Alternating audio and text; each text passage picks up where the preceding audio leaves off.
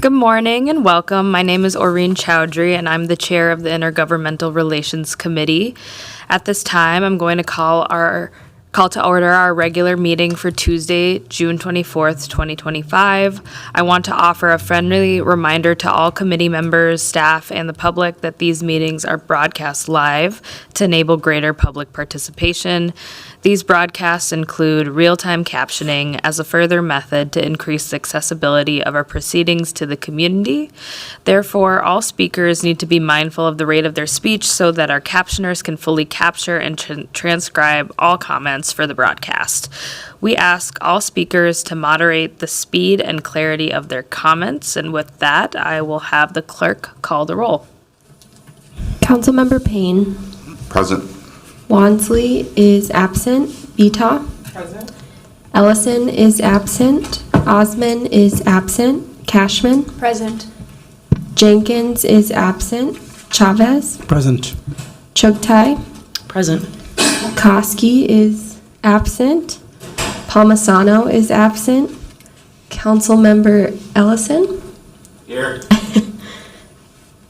Vice Chair Rainville. Present. Chair Chowdhury. Present. There are 8 members present. Let the record reflect that we have a quorum. I'll also remind my colleagues that today we're going to be using speaker management, so make sure you sign in. And with that, we have one item on our agenda today, which is an update on federal and state actions affecting the city. I'll now invite Director Topinka up to kick off this item. Thank you, Chair Chowdhury and council members. Just want to start by saying it's with a heavy heart that we're here to present a summary of the state legislative session. I know the whole state is really reeling from the assassination of Speaker Hortman, her husband Mark, and the shooting of John and Yvette Hoffman. Our team is reeling too. It's a small world at the Capitol. And even if you don't know someone really well personally, it kind of feels like you know everyone.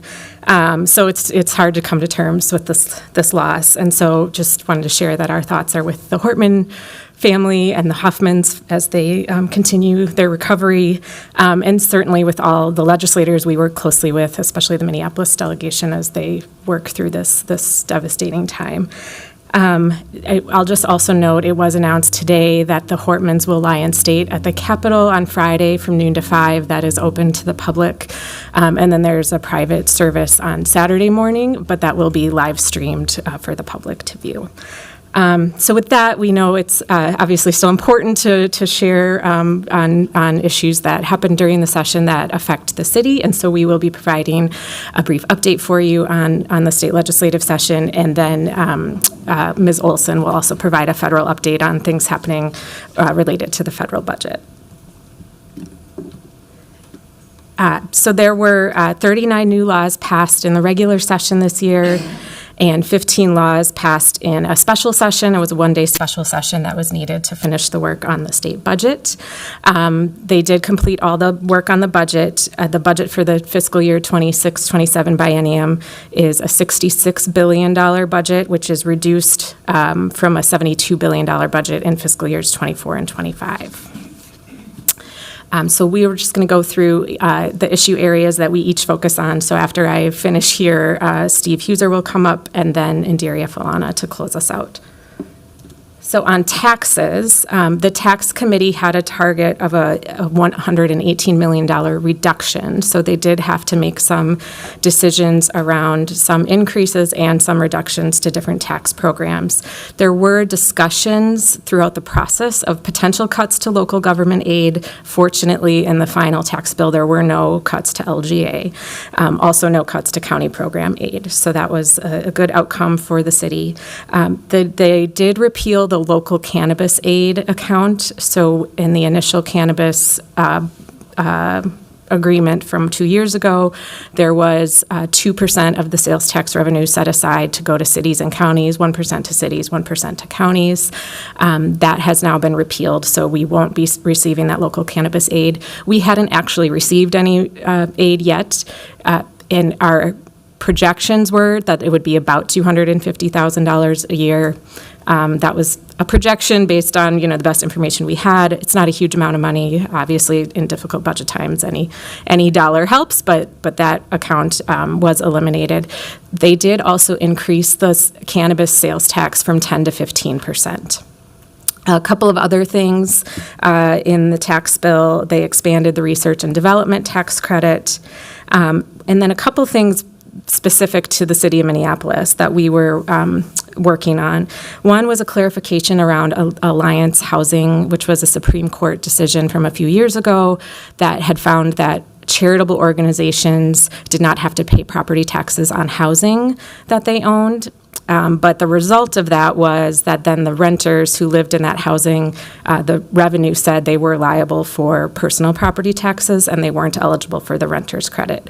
So the city was supportive of a change that was ultimately included in the tax bill that clarified that properties owned by charitable organizations used primarily for housing are not tax exempt. So if it's affordable housing, they pay the 4D tax exempt rate. But then the renters then are not responsible for any personal property taxes and are eligible for the renter's credit. And so we're talking about pretty low income renters, and so we were supportive of that policy change that was included in the tax bill. There were also a couple of tribal property exemptions for properties located in the city of Minneapolis. One was for Red Lake Nation College, and another was for a property owned by the Mille Lacs Band, and we worked with both of those entities on that language to make sure it worked for our assessor's office. There were several things that the city was advocating for or working on that did not ultimately pass, including the CUB credit, which was the credit for converting buildings from commercial to residential or other uses. Given the target of a reduction, they just weren't able to fund that this session. Similarly, we had a proposal for TIF for adaptive reuse. Councilmember Cashman had come to testify on that during session. It was in the House tax bill, ultimately was not included in a final bill. And then the downtown taxing boundary expansion was not ultimately included in a final bill. So we will continue working on all those items, we presume, next session as well, because the needs still exist. Moving on to bonding, there was a small bonding package passed during the special session. It was a $700 million general obligation bonding bill. A lot of the funding went to state assets, and then there were some funding for programs, but there were no local projects named directly in the bill. So there was some funding for water and infrastructure programs, including the major local bridge replacement program, and we will be eligible to apply for those funds to hopefully get the remaining $2 million needed for the Nicollet Avenue Bridge. So that is a good outcome from the bonding bill. There was also a small cash bill, just $10.5 million, but one thing to note from that bill is that there was $1 million for KMOJ that will be go to the city of Minneapolis for us to grant it to KMOJ for their new facility that they are working to build as part of the Blue Line construction. They're seeking a new site. I will also just note that there was not funding included for the water yard, the $5.7 million for the water yard, which relates to the roof depot project. I'll just share that CPED staff is meeting with community organizations this week to talk through what next steps may look like, and we'll certainly update council members as we know more, but that was not included in the bonding bill. Moving on to economic development and workforce, there was a reduction to a couple of deed programs that are used in the city of Minneapolis, including the Job Creation Fund and the Redevelopment Grant Program. But there was a small increase for the Minnesota Investment Fund. The Minnesota Investment Fund provides financing to help add new workers and retain high-quality jobs. So there are businesses in Minneapolis that do take advantage of that program from time to time. There was also some new funding for childcare and early learning programs included in the jobs bill. There was also an extension of the $8 million for Lake Street that was originally in the 2023 tax bill. And that money, CPED has a grant with the Graves Foundation, who is working with Lake Street Council and others to provide business support on Lake Street. And that money was set to expire June 30th, but it wasn't fully expended yet, so it is extended for another year to help get that money out to the businesses in that community, which is a good outcome. They also made a few modifications to the Promise Act, which was the funding passed a couple of years ago to help with recovery on West Broadway and Lake Street and other places affected by the civil unrest. So they increased some of the loan amounts and made some other tweaks to the program to help it function a little bit better. One other item in the jobs bill was a new task force on workforce development system reform, which is of interest to the city of Minneapolis. We receive direct funding through the Workforce Development Fund on a formula basis. That goes to CPED, to our job training programs like Step Up, for example. And so what the task force will study is how to improve the system of formula grants and talk about whether formula grants versus direct appropriations are a better tool for success in workforce programs. So we are going to be paying close attention to the results of that task force. And then on labor, there was a lot of discussion about earned sick and safe time and paid family medical leave throughout the session, but ultimately not a lot of changes. There were a couple tweaks to earned sick and safe time. One example up here is that it allows employers to require reasonable notice and documentation if an employee is using 2 or more consecutive days of earned sick and safe time. Our HR and attorneys have the bill language and are just working to make sure our earned sick and safe time policies are aligning with the state law. On paid family medical leave, the change they ended up agreeing to was reducing the premium for taxable wages. But they did not have any other policy changes to the program, so that is still set to go into effect next year. In addition, there were a couple of meal and break time provisions that were strengthened in the labor bill, and then they included a misclassification fraud impact report. So it's having the Department of Labor Industry look at worker misclassification and what the impacts of that are on the workforce. So with that, I will turn it over to Mr. Huser.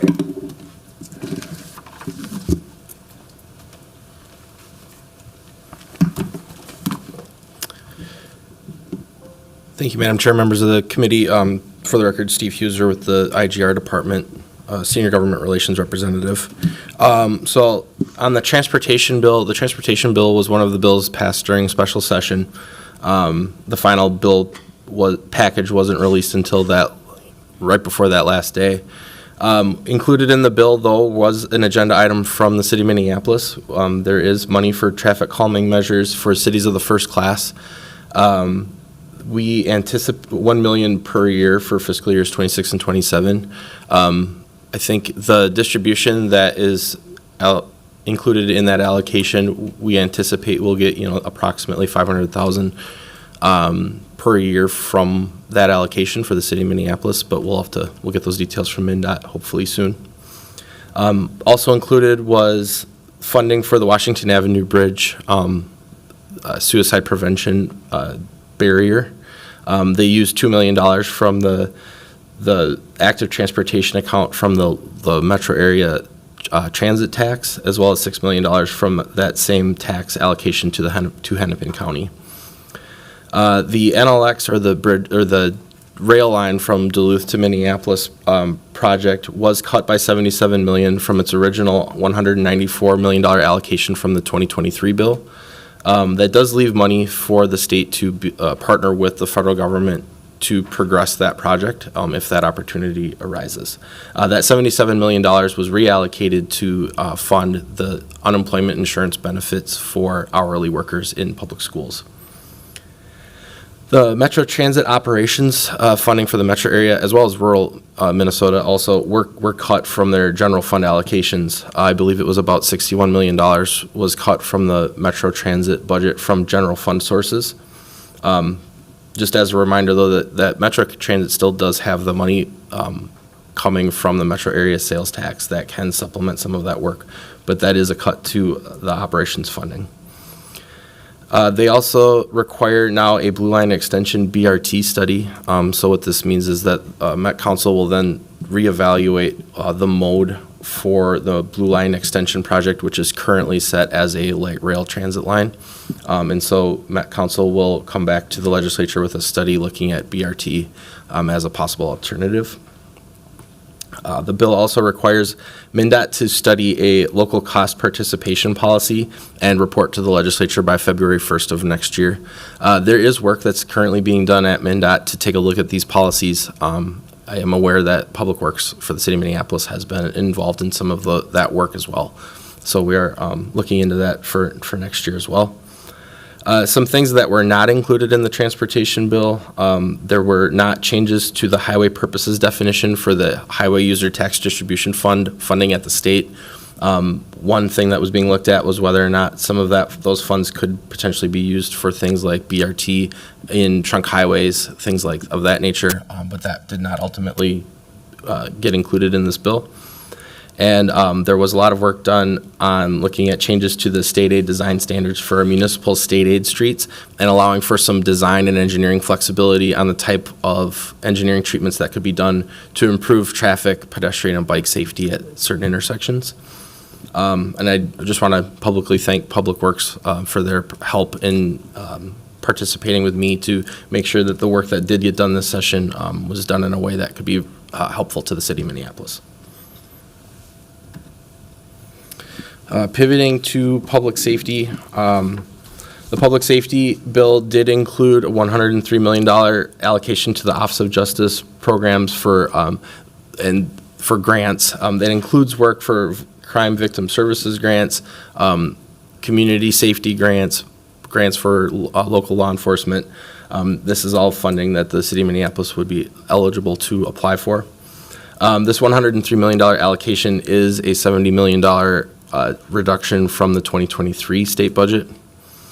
So there's less grant money available to apply for. The Philando Castile Police Training Account funding was funded at $4.9 million, for the biennium per year. That is a reduction from the previous allocation. It's about a 50% reduction from the last allocation. There were updates to the duty disability changes related to the post-traumatic stress presumption that was put into law a few years ago. The new law would make limits to the length of time that healthcare benefits would be awarded to a person who is found to have duty disability from until age 65, and then under the new law, it will be limited to 60 months of benefit. Employees may also access treatment while they're remaining actively at work, and they would also be allowed to do their PTSD therapy without having to use up sick time. One other piece that did not get in the bill that I did want to mention is that there was a preemption of local separation ordinances related to immigration enforcement. Those bills did get hearings early on in session, but those ultimately did not become part of the public safety bill. And then to state and local government, the cannabis laws were clarified to say that cities may now issue a retail registration to cannabis businesses that have been preliminary license approval. Under the original law, we would have had to wait until there was final license approval. This will hopefully help get some of the local processes started at a more logical time during that licensing process. There was also changes to election law. One that we were tracking a little bit more closely was a changing of the deadline for dropping off absentee ballots on election day at a polling location. Under the old law, you could drop those off up until 8 p.m.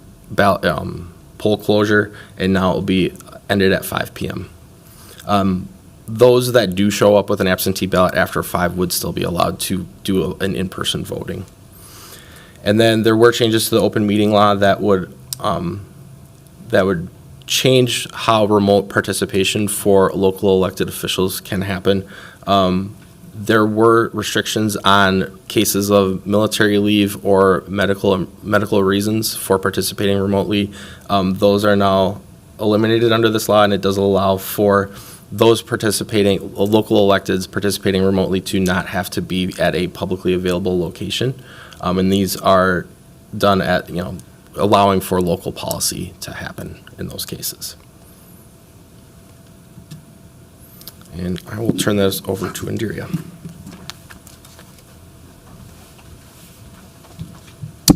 Thank you, Steve. Chair, Vice Chair, council members, good morning. My name is Indiria Falana. I'm with the Intergovernmental Relations Department. I'm a GR representative. I will be wrapping up the state legislative updates portion of the presentation, and then I will share more about the 2026 PLT process. So starting with housing, this zoning and land use provisions and the reform specifically was an area of focus for legislators this session. There were several bills moving at one point, but ultimately legislators could not reach any real consensus. So overall, the goal of these bills were to increase density, increase the supply of housing, and make housing more affordable across the state. An area of compromise that stakeholders and legislators were able to reach would allow for municipalities to get additional points on their application to Minnesota Housing Finance, or MHFA, and their scoring system process through their regular programs. Another area of focus for legislators includes homeowner associations reforms. There were a number of conversations as well as stories reported on individuals belonging to HOAs and how surprised they were that they had really huge bills and for repair that they didn't deem necessary. So as a result of a working group that met over the interim, and those recommendations that the working group developed were then turned into bills for this session. None of those bills passed out of the bills passed out of the Senate, and the Senate created a mini omnibus bill that did pass out of that body, but not the House. But both bodies did not pass the bill, so that's essentially why there really is no HOA bill specifically. But what they did approve or come to consensus on was the creation of a new ombudsperson, and that's going to be housed within the Department of Commerce. And they will now be charged with mediating disputes between homeowners and HOAs. So Family Homeless Prevention and Assistance Program, also known as FHPAP. So there was an additional $8.35 million added to this program, and the funds provide supportive and financial assistance to families, youth, and individuals experiencing homelessness or are at risk of becoming homeless. Direct financial assistance includes covering rent, utility payments, or other housing costs. Housing infrastructure bonds. There was $50 million appropriated for this, and these bonds are issued through MHFA, and the funds are used for new construction, acquisition, or rehabilitation of permanent rental housing. There were a few updates to the landlord and tenant laws. There was a lot of reform and making those laws stronger in 2023. The three specific updates from this session includes a law that went into effect in 2024, and that's related to the heating law. So the specific technical update from this session to that law now requires landlords to maintain a minimum temperature of 68 degrees Fahrenheit in apartments from October 1st to April 30th if renters cannot control their own heat in all places intended for habitation, to include kitchens and bathrooms. So the new language specifically says that also needs to include kitchens and bathrooms. There also was a definition update and technical change to apply to rent escrow action. And then lastly, a technical update for survivors of domestic abuse. That specific provision, it preserves existing requirements of private information. And then lastly, there was a provision in the state and local government bill, but essentially it requires all local governments, cities and towns, to provide landlords with either a physical copy of the Attorney General's landlord tenant guide or a link to the guide online when issuing or renewing rental licenses. This was a bill that was really pushed by Homeland Minnesota, so they were the advocacy organization behind this law change. And the goal is to ensure that the landlords have easy access to important information about their rights and responsibilities as well as those of their tenants. Moving on to energy and environment, there was a contentious push to explore the possibility of sunsetting the Community Solar Garden program. Ultimately, it did not get done, but there was lots of discussion surrounding this, and it has been noted that this was the one thing that was holding up the bill from finishing up. The bill did move. It had hearings in both chambers, and ultimately it would have ended the program in 2028, but it did not pass, so that is not a possibility. Next, the Energy Assistance Program. So with the unprecedented uncertainty of the federal low-income housing energy assistance program, known as LIHEAP, the state's Energy Assistance Program language was updated. So specifically, it includes an expansion of the definition of what constitutes to be a low-income household, and that will no longer rely solely on the federal definition from HUD. And then there was some money that was set aside for the community tree planting grants and the Minnesota Relief Program. So these two programs are housed within the Department of Natural Resources and their Forestry Division. And the money or the funding goes towards the removal and planting of shade trees, replacing lost trees to pests, diseases such as emerald ash borer or EAB, or storms. And the goal is to, of course, establish a more diverse community forestry.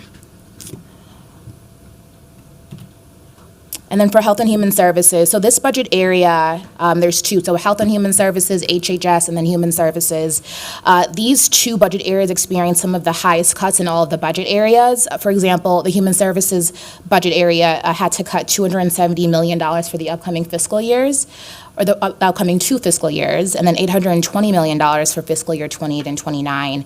So there was very, very limited new spending and lots of cutting for existing programs. So Minnesota Care coverage was removed for undocumented adults. Legislation to end undocumented adult immigrant eligibility for Minnesota Care was one of the most politically charged bills this session. It passed in both chambers during the one-day special, and it was a part of the agreement between the governor and all 4 caucus leaders. The new law states that undocumented adults who are aged 18 years old or older currently enrolled in Minnesota Care would no longer be eligible after December 31st of this year. Children will continue to remain covered, and undocumented adults not already enrolled in Minnesota Care would not be allowed to enroll anymore. And then grant funding for cannabis and substance use prevention that specifically was allocated during the 2023 legislative session to local public health organizations was cut during the 2024 legislative session. So this legislative session, that funding was restored. A total of $2.5 million for each fiscal year is what was restored. And this was made possible by shifting around existing funds through the Department of Health. And the funding is to be used for cannabis education programs that will address substance misuse and prevention, especially in youth and pregnant and breastfeeding individuals. For Bridge to Shelter, so we worked with Hennepin County this session to advocate for the importance of the Bridge to Shelter legislation, and this legislation would have provided funding for specific services such as 24/7 operations at existing shelters and shelter diversion programming and housing-focused case management. There are often funding gaps in these areas, hence why this bill was of such importance. Unfortunately, with the many competing interests this year and a lack of available funding, the Bridge to Shelter bill did not receive any funding. And then the Emergency Services Program, there was an additional $1 million that was to be added to the base funding that is already available. However, these additional funds did not make it across the finish line. Fortunately, there were no cuts to this program, and there continues to be $11 million available in fiscal year 26 and $11 million in fiscal year 27 for organizations to continue to apply to. And then one of the city's nonprofit partners, Vivo, in the Vivo Villages, was approved to receive the supplemental service rate, which will help ensure that their model remains viable and scalable. So the funding that they now will receive will specifically go to them, meaning they don't have to compete for funding, and it allocates a specific amount of money per bed for one person. So I believe the current rate is $495. So this money can go towards their operation as well as the wraparound services that they provide. And then this is going to, the rate applies to their 2 facilities, so the one in Minneapolis and the other one, I believe, is in St. Cloud. The Safe Harbor program, so this program is run through the state's Department of Human Services, and the funding ensures that sexually exploited youth can receive trauma-informed support and wraparound services. And then there was funding made available this session, $931,000 in fiscal year 26 and 27 for this program. So I will pause here. Any questions? Thank you. I'll ask members if they have any questions. Thank you.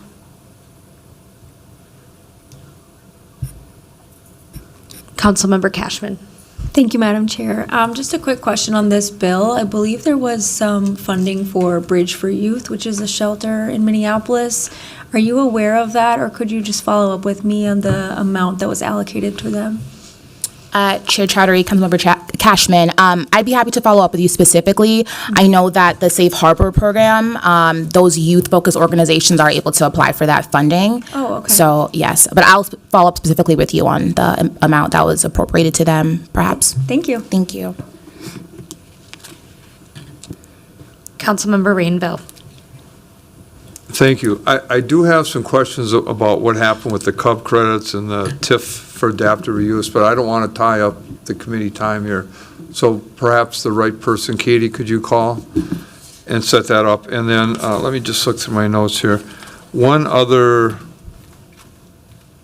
I also would like to talk in detail about the MnDOT study on local cost participation. Correct me if I'm wrong, is that you, Steve? Yeah, Councilmember. So is this where the city is in essence required to contribute to state roads and county roads? Yeah, Chair Chowdhury, Councilmember Rainville. Yeah, currently there's a policy of that MnDOT has that determines, what project elements and then how that cost is distributed to local governments. So usually both county and city would have on any trunk highway, MnDOT trunk highway project, there would be a percentage of that cost that then would come to the city. So yes, this would then take a look at that policy to see how those costs are distributed. Thank you. So that does include the county that we have, the roads that we have to contribute that the county rebuilds? Chair and council member, this would be for MnDOT projects only. So the county cost share policy would be at the county level. We have been in discussions with the county. I'm aware that we have talked to the county about their policy and the local cost share between the city and county. This would be separate from that. So this would only be for MnDOT roads. Great, thank you. And I have a little insight I'd like to share with you on that as well. Maybe you can call me privately. Absolutely. Thank you. And then last, I don't know who this would be directed to, but I see the governor has asked the legislature for the next session to discuss banning handguns in the Capitol. And is that something that we could keep an eye on as it relates to cities? Chair Chowdhury and Councilmember Rainville, yes, I think this was actually something that we've spoken about. The council we've looked into this issue, at least at the city level, on what we could be restricting in the past. I think it's probably appropriate to have a renewed discussion of that again in light of the recent events. But yes, we will also be monitoring. It obviously impacts the work that our team does at the Capitol, and in our sense of safety when we're conducting our work for the residents of Minneapolis at the Capitol. And so we'll be looking into that very carefully and reporting back to the city. Great, thank you. Thank you. Next, I'll call on Councilmember Jenkins. Thank you, Madam Chair. And interestingly, I had some similar questions for Mr. Hauser, because I think you mentioned that there were some loosening, I guess, of restrictions around Minnesota State aid highways and trunk roads or whatever. And I'm just curious, can you speak more in-depthly about what some of those loosened restrictions would entail, if you're familiar? Yeah, Chair and Councilmember Jenkins. So it was proposed changes to create more flexibility on our municipal state aid streets in the city of Minneapolis. So For those cities over 5,000, we receive state aid money from predominantly funded through the gas tax at the state level. It's called the HUTDF Highway User Tax Distribution Fund, and MSA is a part of that.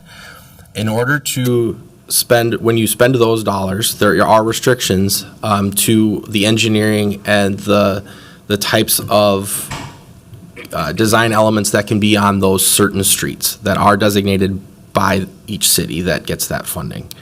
What this part of the bill would have proposed to do, and this was a Senate provision, would have allowed for some additional flexibility for things like lane width or other types of pedestrian, bicycle, and traffic safety elements at intersections on those components. This ended up not being part of the final bill, so we don't have that flexibility. But this is probably a topic that's not going away. I think that it was a good discussion, but there probably just wasn't enough time to get everybody that needed to be in agreement on it. Oh, okay. I thought I understood you to say it did Yeah. Sorry if I misspoke. pass. Yeah. Great. And then I will just reiterate, I think I've been a voice for banning guns in City Hall for a very long time. So I really hope we continue to follow up, as you mentioned, on the capital ban on handguns and weapons or whatever. But, I don't know if we want to put in another request to look at cities as well. So, thank you. Thank you. Members, are there any other questions or anyone else that would like to get into discussion? Okay, I will just put myself in queue then. I don't have any specific questions. I want to follow up with the IGR team on a number of different things, just separate from this meeting, and I think it would be helpful to maybe set up a debrief meeting from this legislative session with me, Vice Chair Rainville, President Payne, Council Vice President, to just talk about what we achieved, but also what we need to continue to push for next legislative session, and kind of some of the lessons learned as we understand that next legislative session, it's an election year, and so the makeup of the chambers are going to be the same. I just want to take a moment to acknowledge the profound amount of grief and loss that all of us feel, especially you as our intergovernmental relations team. And I think it's important to take time, as we have in other meetings, but especially in this one, to say that political violence of any kind is unacceptable, and it's on us to ensure that whatever side you're on, if you're seeing things that are leading up to that type of escalation, to call it out. And oftentimes it's really hard when it's on your side, but it's really important to do so.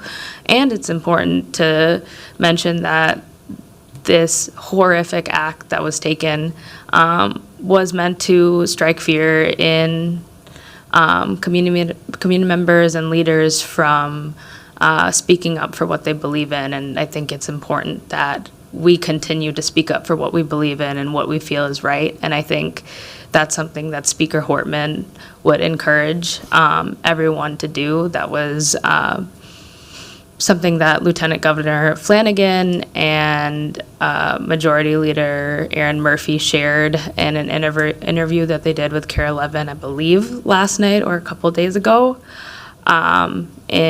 In her memory, and I want to say thank you to Director Topinka, Steve Huser, Indiria Falana, Deltri Coles, Lauren Olson. Lauren, I know you're about to present in just a second here, but you all have done an absolutely phenomenal job. This was an extremely difficult legislative session, but you stuck in the fight. You put in the really, really long hours, set aside time away from your families to do the work of the city of Minneapolis and on our behalf. You spent time with the legislative delegation in Minneapolis over at the Capitol, but you also worked with 13 council members and a mayor and multiple city departments, and I think that is important to note. I also appreciate at the same time, while we went through a tough legislative session, you were able to eke out some really, really big wins that were difficult. Like, we did not see a cut to local government aid, and that started at a $20 million cut. We weren't sure we were going to get any bonding done, and we were able to get the funding for Nicollet Avenue Bridge, and you heard us as council members when we said we really, really see it as a priority to fight for that water yard funding, and you stuck with us in that fight, even though we did not get the outcome, and you're going to stick with us after the fact to figure out a solution for the community in the city of Minneapolis that's right and just. You also spent a lot of time making sure bad things didn't happen, especially that preemption on local jurisdictions on separation ordinances. You helped council members get ready to testify and send in letters when necessary. And I just want to thank my colleagues for participating in this legislative session. Councilmember Cashman for testifying, and your work on downtown revitalization. Same with you, Vice Chair Rainville. You made it a really big point to push for downtown revitalization and increasing our tax base and making the calls where necessary and showing up as a vice chair. Councilmember Koski, in your efforts to push for more traffic calming funding and making that a priority. And because of your work and the work of this council, we were able to get some funding that will help us in this tough budget year ourselves. Councilmember Ellison for joining me and standing up for our local jurisdictions and kind of raising the alarm of the state of homelessness and the necessity of these resources. And it's really hard to see that we didn't get the bridge to shelter funding. However, this leads into what do we have to debrief in terms of conversations with the county, and then also looking into next legislative session, what we can win. And just really appreciate you showing up and kind of laying it out with such great clarity for our legislative leaders at the session. Councilmember Chavez for being a moral and clear voice on immigration and standing up for our undocumented community members. Really, really proud of the way that you represented us as a city council and held people's feet to the fire on what our values are, that undocumented people are a part of our community. They're not illegal and they deserve health care just like everyone else. And Council President Payne and Councilmember Chugtai, in your efforts as leaders of our council and showing up to the meetings that we had throughout the legislative session, and also just being a moment's notice away when you're needed. Our city attorney's team for providing us sage legal advice, both as we were tackling this legislative session, but obviously the chaotic and unstable nature of the federal level and how that all pieces together with the work that we have to do here. And a huge thank you to our Minneapolis delegation as well. They really, really spent time making sure that they heard from the city of Minneapolis, and they stuck to their values, especially when it came to the fight to protect undocumented health care, and just being a really strong voice there and hearing us on our local priorities. It was not easy for them, and I know that they are also in grief and mourning, and I think the work that they did for the city of Minneapolis should be held up. And I know that they are also thinking about like the what ifs and what could have beens. And I hope as we debrief this session and kind of take some time to heal, the conversations that we have into the next legislation are even more fruitful and collaborative, and we can be strategic and try to figure out how to get wins for our communities, even as the conditions are difficult. So I just wanted to say all of that to put a close to a very, very noteworthy legislative session this time around, and just a huge thank you again to the Intergovernmental Relations team. And with that, we can move to the federal level updates. Oh, welcome back, Ms. Falana. We have one more slide, Chair Chowdhury. Okay, perfect. And thank you for your kind words. So looking ahead to 2026 policy liaison team in the process. So as a reminder, the policy liaison team is our annual process that our department hosts and is coordinated by our department. But the PL team itself consists of members of department staff from across the enterprise. So PL team members, they're tasked with evaluating and or proposing changes to our legislative agenda and policy positions document. And then those changes are policy focused, they're technical, and they can also be simply just language updates to our agenda or policy positions. Our department will then present these proposals to the council in October and November. And then adoption of the final agenda will occur in either November or December. Great. I'm not seeing anyone in queue, so thank you so much. All right, thank you. Thank you. Chair Chowdhury, just one more comment before I turn it over to Ms. Olson for a federal update. Thank you so much for your kind words. And I also just wanted to give one other thanks to Seal Moss Khan, who's our seasonal legislative aide and is here in the audience today. Seal helped us track bills throughout session, wrote newsletter updates, and just helped us really stay on top of things. So we really appreciate all the work and appreciate her being here today. So just wanted to add that as well. Yeah, thank you so much, Seal.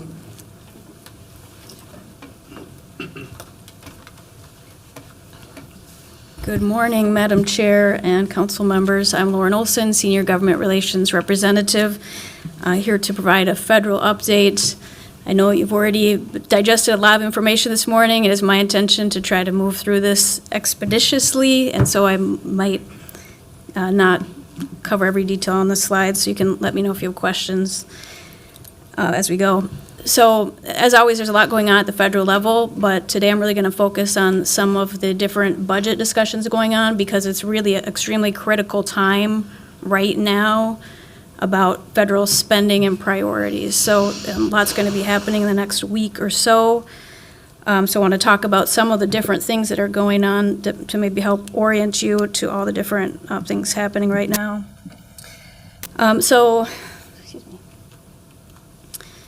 Reconciliation bill, we've talked about this before, and I think as you know, reconciliation is a special tool that is when you want to make adjustments to revenues or spending in the budget. It shouldn't really touch on policy issues, and there needs to be complete agreement between the Senate and the House to use this so that if they agree, then there's no Senate filibuster involved, and it can pass through both chambers with a simple majority. So we just need the House and Senate, who are both led by the GOP, to come to an agreement. That's proving a little bit harder than some may have expected.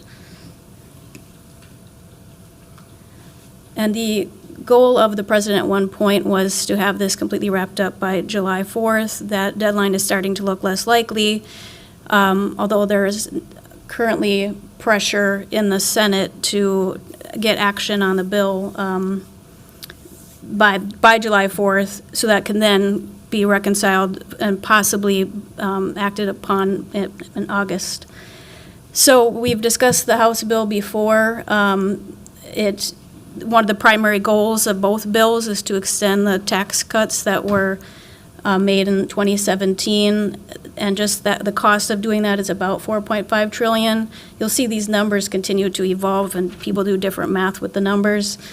But the bill adds to the federal deficit, and that's a major point of debate as this conversation goes forward. Other major priorities were to increase military spending, increase funds for immigration enforcement. I think people are also very familiar with the huge debate about the amount of cuts that are proposed in these bills, and in the House. The House was directed to cut $880 billion, from mandatory spending category, and that category essentially is made up mostly of Medicaid, so that's where those cuts had to come from. There's been changes to work requirements, increased eligibility determinations, and other changes in there that would result in approximately 11 million people losing coverage. In Minnesota, 1.3 million Minnesotans rely on Medicaid. In the House bill, they try to limit provider taxes, and without going into they're trying to say no new provider taxes, and without getting into the nuances of provider taxes, essentially, the provider taxes allow states to get a higher reimbursement rate and get more money from the feds, because the feds need to match certain investments. And so this is a big point of contention, is what to do with provider taxes. And we'll see more about that in the Senate bill. And then there's also some changes to SNAP proposed in the House bill that would reduce the number of people eligible. There are various, tax deductions to try to follow through on the president's promises about, like, tipped income, for example. So that would come in the form of a tax deduction. So you would you wouldn't see that in your paycheck right away. It would be a tax deduction of up to $25,000. A lot of these, you'll see that a lot of these tax benefits expire at the end of 2028 in the House bill. There also is, you can deduct your overtime premium pay if your income is under $160,000. In the House bill, that can be deducted in full. Again, that expires in 2028. The bill makes the child tax credit of $2,000 permanent, and then does a temporary additional tax credit through 2028. It creates these Trump accounts for children born in 2025 through 2028. Again, expires then. And then there's a $4,000 tax deduction for seniors as a way to try to offset taxes on Social Security. There are changes to student loan programs, like the undergrad loans would not be subsidized, so you would be paying interest during school, limits on loans for graduate students, caps on how much total loans you can get, changes to income-driven repayment programs. There's a lot of nuances, of course, in these bills. On the Senate side of the reconciliation bill, it actually adds even more debt with a cost of about $5 trillion right now. It makes deeper cuts to Medicaid than the House bill, has some different work requirements. A big place where the Senate is trying to cut on Medicaid is in that provider tax area, trying to reduce how much the federal government is going to reimburse at the rate that states get reimbursement. So that's the provider tax continues to be a bone of contention because a lot of states have really come to rely on that level of subsidy or help from the federal government. And so red states and blue states have come to really depend on that. And it also affects the ability to reimburse, hospitals and services and ensure that they can stay in business to provide services.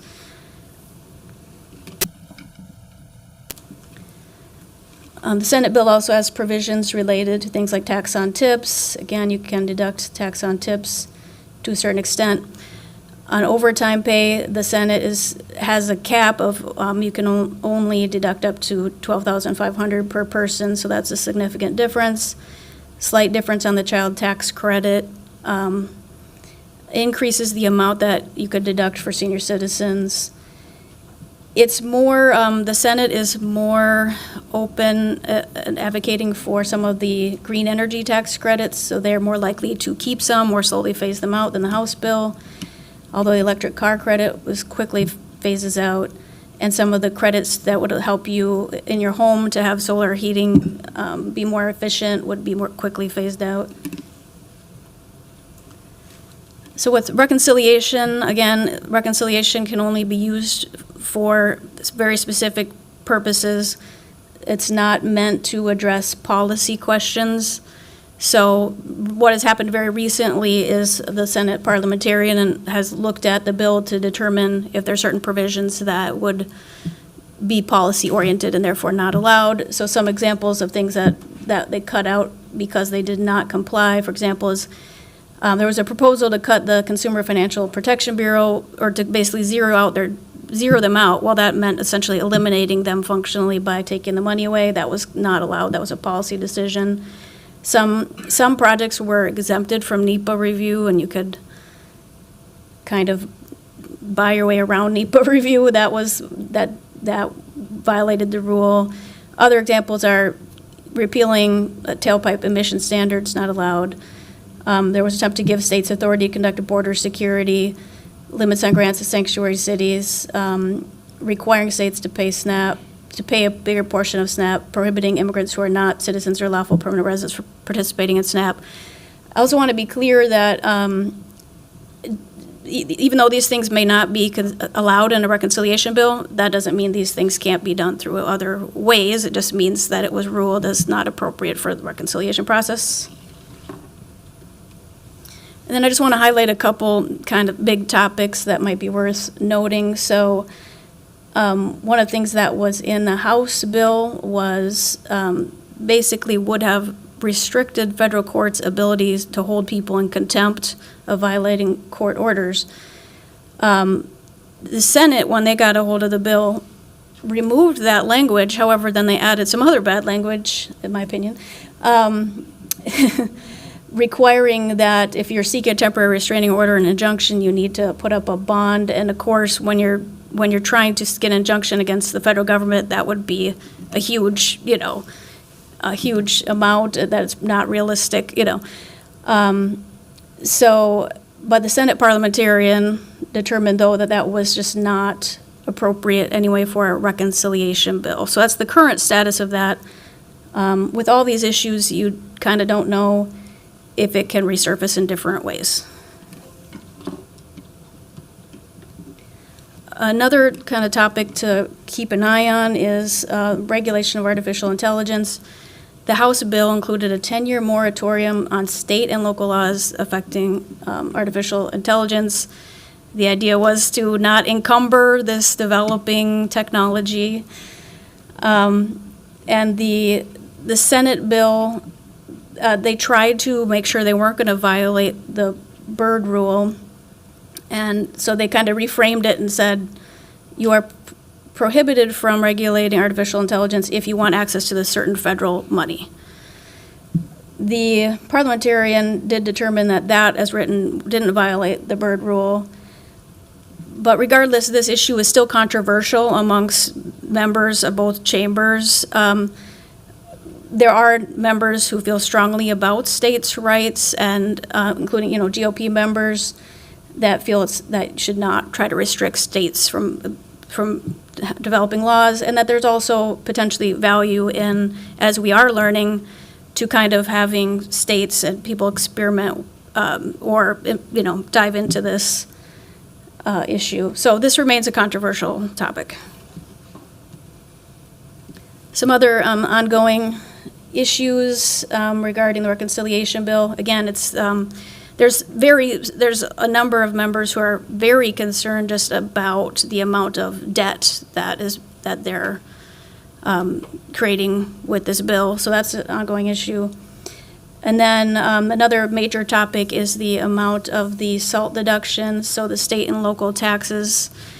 Currently, you can deduct up to $10,000 of your state and local taxes when you itemize. And some of the states with high property taxes and such would like to see that increased. And that continues to be a major, since it is costly, that continues to be an issue of debate about the value of that. Medicaid-related cuts continues to be a big issue, including that provider tax issue that we talked about. And again, people on both sides of the aisle know that it could impact their communities. And there's also a major concern about those impacts to rural hospitals. I think the Senate is looking for ways to try to subsidize or stabilize rural hospitals. to address their concern. So that's going to be an ongoing discussion. And again, the extent of like support for green energy tax credits is an ongoing issue.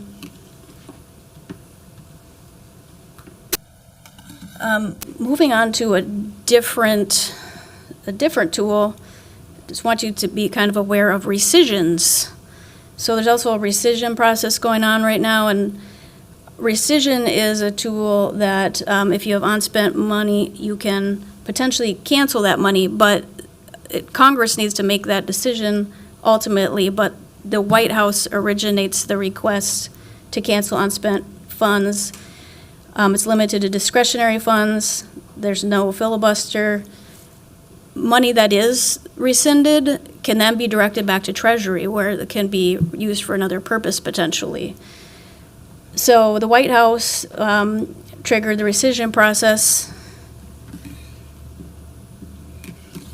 So this is essentially mostly cuts to the Corporation for Public Broadcasting and the cuts that DOJ kind of initiated to USAID and other international programs and refugee support and PEPFAR support for HIV and AIDS prevention are examples of programs here.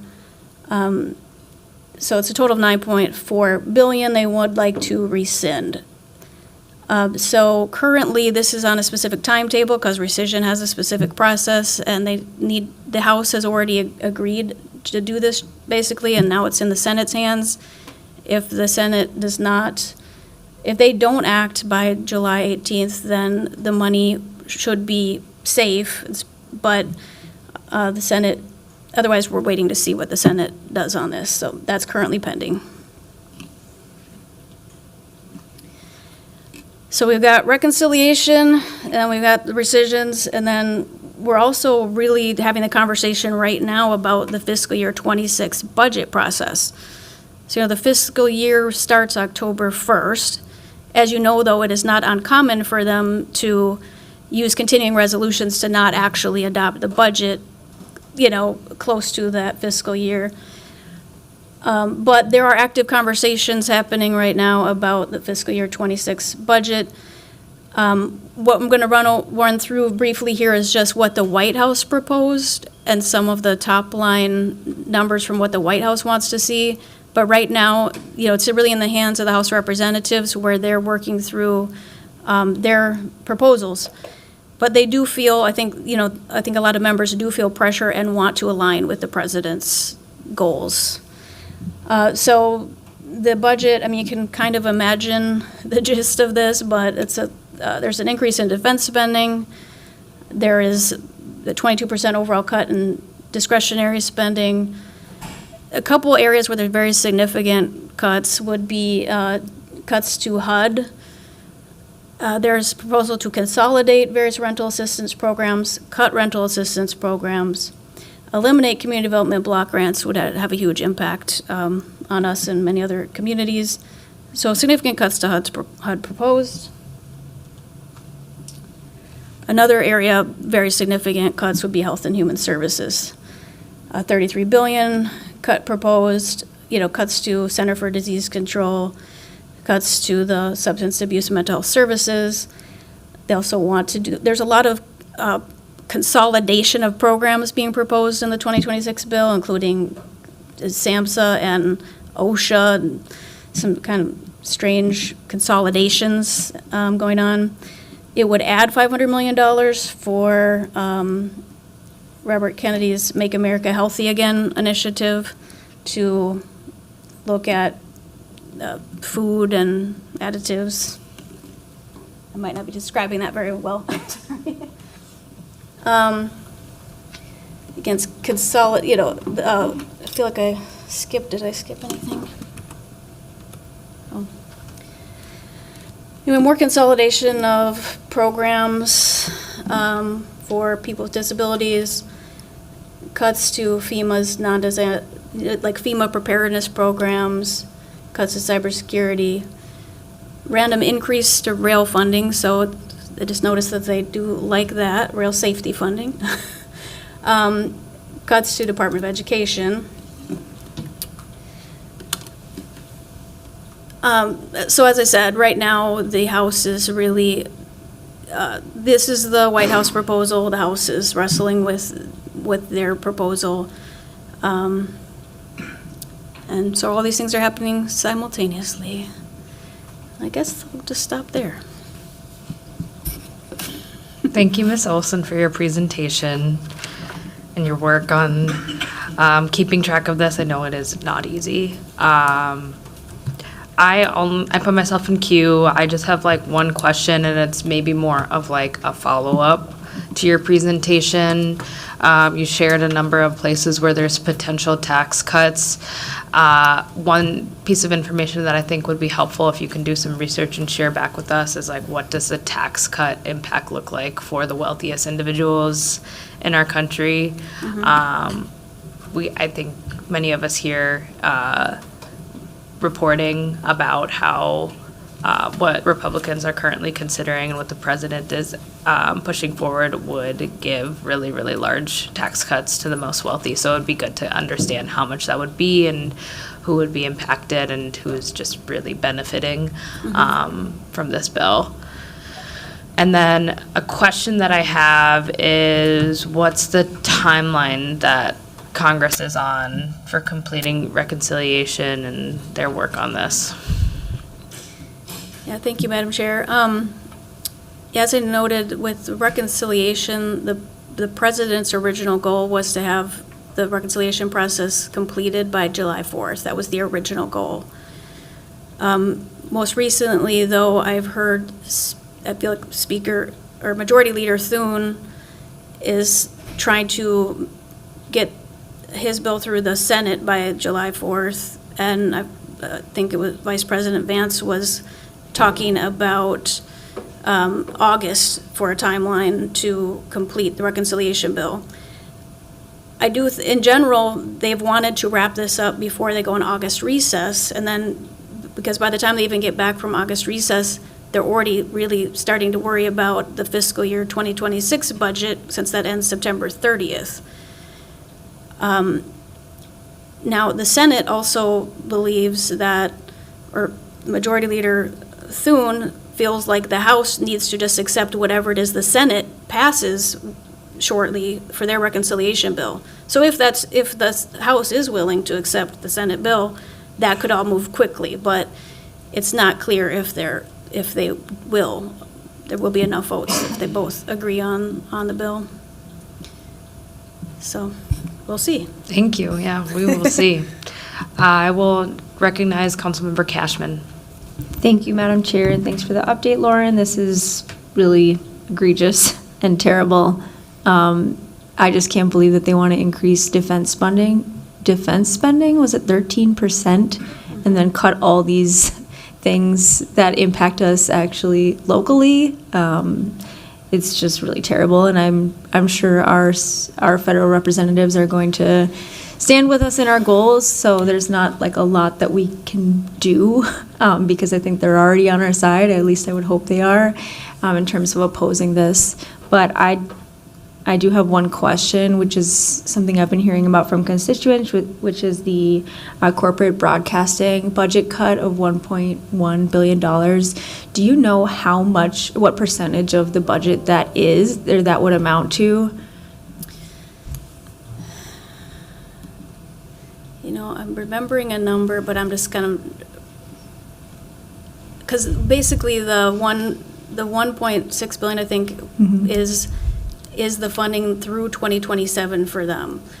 But how much of their total, you mean how much of their total budget is that? And I'm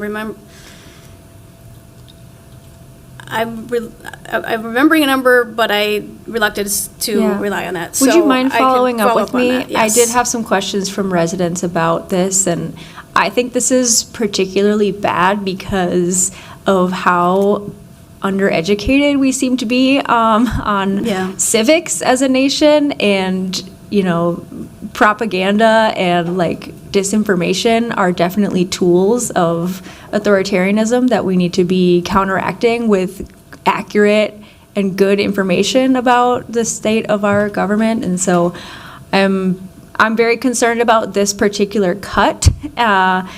and would like to know what the impact is and be able to track what actually happens with that proposal. Thank you. I'll follow up on that. Thank you. Is there anyone else that would like to get into queue for discussion? Okay, seeing no further discussion, I will ask the clerk to receive and file that presentation. And with that, we've concluded all business to come before the committee today, and without objection, we are adjourned.